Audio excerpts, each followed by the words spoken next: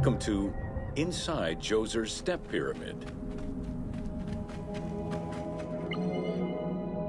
The architect of the Step Pyramid, Imhotep, was a man of great importance to Pharaoh Djoser and ancient Egyptians in general.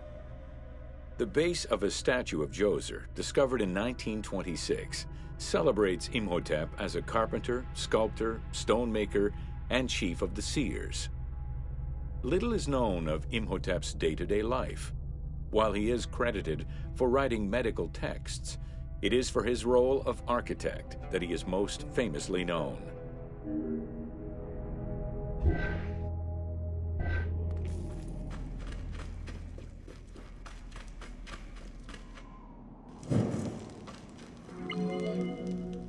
From the design of the pyramid to the elements within the complex itself, Imhotep set out to create something that would immortalize his king. An architectural achievement, the Step Pyramid was made from stone blocks instead of mud brick. It was the first time Egyptians built a monument of that height. Imhotep explicitly intended for the stone to reflect natural materials. The funerary complex of Djoser remained famous throughout the centuries and millennia, and its great architect, Imhotep, was deified by ancient Egyptians during the late period.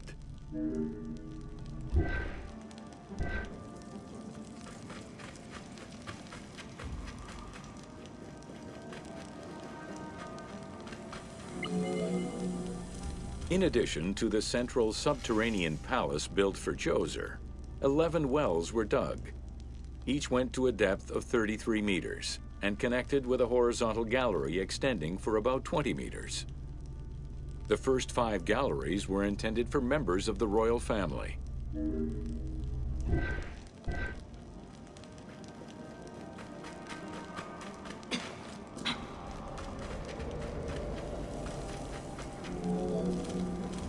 Two passages lead underground and branch off in 3 directions to various magazine galleries. This vast underground space accommodated sections for storage and ceremonial offerings. One of the tunnels, starting on the east side of the pyramid, contained 40,000 stone vessels, many of them belonging to the king's ancestors.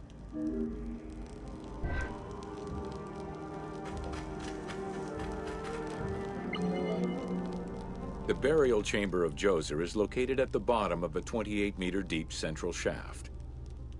According to Egyptologist Jean-Philippe Lauer, the chamber was originally made from polished blocks of limestone, while its ceiling was decorated in 5-pointed stars.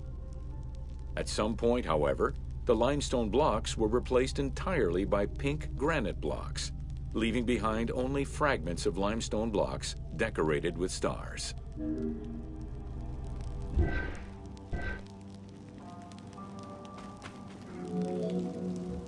At the foot of the chamber are many tunnels going in all directions. This maze of tunnels, galleries, and chambers stretches over 5 kilometers. There are a number of dead ends and false doors.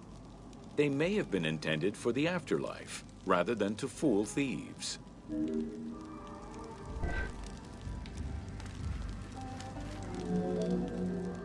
Unlike the Great Pyramid of Giza or Menkaure, the Pyramid of Djoser does not have any extra openings dug out by thieves. There was no need for them. Because of the easy access into the tunnels and along the corridors, thieves had little trouble clearing out the temples once inside. It is unknown when the mummy of Djoser was stolen. All that remained was a left foot, found by French Egyptologist Jean-Philippe Lauer in 1934. This architect, who devoted his whole life to meticulously exploring the complex, believed it belonged to Djoser.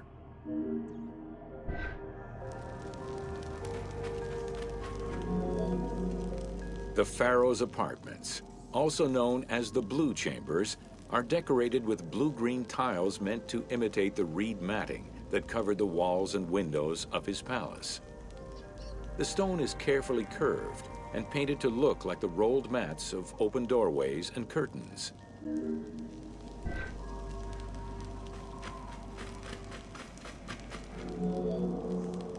There are two long rooms running side by side along a north-south axis.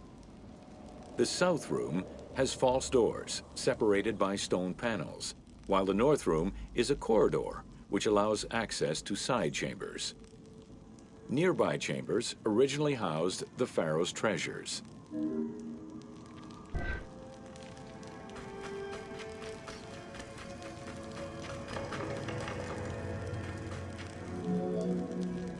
The door frames are made of fine limestone and carved with the king's name. As in the south tomb, reliefs are carved into the doorways. These reliefs show the king performing rituals and visiting divine sanctuaries for all eternity. Their interiors are fictive additions made by the team to add to the wonders of the tomb. It is clear from the elaborate detail and scale of the complex that this funerary monument was a technological marvel of its time.